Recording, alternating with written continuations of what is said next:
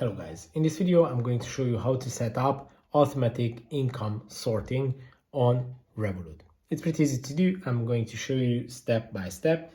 You just have to open up your Revolut account. Then when you are inside your account, you just have to go to the home page, then to the analytics tab. In the analytics tab, you just have to scroll down.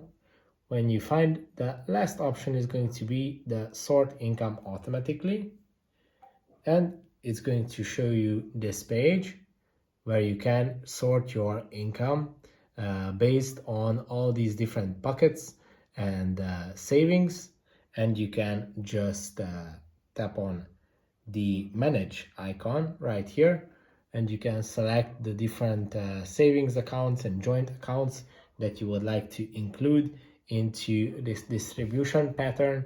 And when you set it up, it's going to split your income automatically when you transfer it to your Revolut account. So yeah, it's basically pretty easy. I hope this video was helpful for you. Please consider sending a super thanks donation, and see you in the next one.